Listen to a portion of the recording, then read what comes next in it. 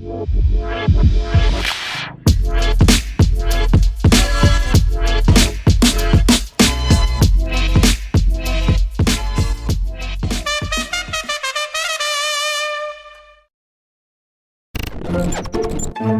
what's up? It's your boy Skimmy How Vlogs once again at nandito na naman tayo sa FKM Imus branch para makigulo sa isang motor na tinaguri ang small but terrible. Flex ko muna yung bago kong Crocs na pang araw-araw. 250 lang yan. Isang magandang araw sa inyo mga kahaw-haw, at meron na naman akong ipapakilalang legend na motor ni FKM na jack hindi masasayang ang 30 month nyo. Sulit na sulit to bukod sa specs. Talaga namang mapapabilib kayo nito dahil sa kanyang performance for daily use. Napaka-elegante at kaakibat mo pa sa hanap buhay. Siya si Slick 150. Kung matatandaan nyo, may review tayo ng kanyang higher cc na si Slick 400. Si Slick 150 ay naka-digital gauge mix of analog display na may USB charging port na. Kaya no worries mga kuys kahit magdamag ka pang nasa kalye. At malapad na rin ang kanyang footboard mga kahaw-haw para sa comfortable riding journey mo. At ito pa mga kahaw-haw, ito yung sinasabi nilang snorkel na galing air filter papuntang seat compartment. Abutin ka man ng mataas na baha, hindi siya basta-basta papasukin ng tubig dahil safe ito. Sa met-in compartment naman niya ay may 5 kilograms of storage at kasyang-kasya ang isang half-face helmet at napaka-easy access of boot peg para sa passenger. Medyo mahaba nga lang to mga kuys. Kung wala namang angkas, huwag natin kalimutang ibalik para sa safety na rin natin mga kuys. Naka LED headlight,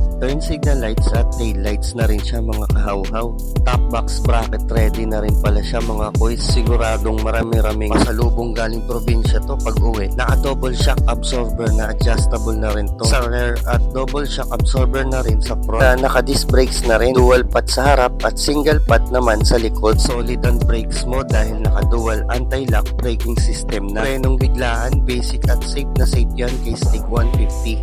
Lahat naman ng unit ni FKM hindi mawawala tong adjustable lever na may kasamang handbrakes. Basta safety features hindi titipirin ni FKM yan. At dahil 150cc na, meron din siyang 4 valves, single overhead cam at liquid cooled at may max horsepower na 12.1 kilowatts or 8,500 RPM at max torque na 14.6 Newton meter or 6,500 RPM. Talagang may papatunayan sa'yo si Slick 150. Hindi ka papahiyain sa arangkada at dulo nito. Sukat ng gulong sa harap ay 100 by 80 by 14 samantalang sa likod naman ay 120 by 70 by 14. Kung patipiran lang, naka EFI na siya at may fuel consumption na 42 km per liter and 9.2 liters of fuel capacity. Overall dimension naman tayo. Sukat ng length niya is 186 cm at lapad naman niya ay 82 cm na may kataasan na 82 cm.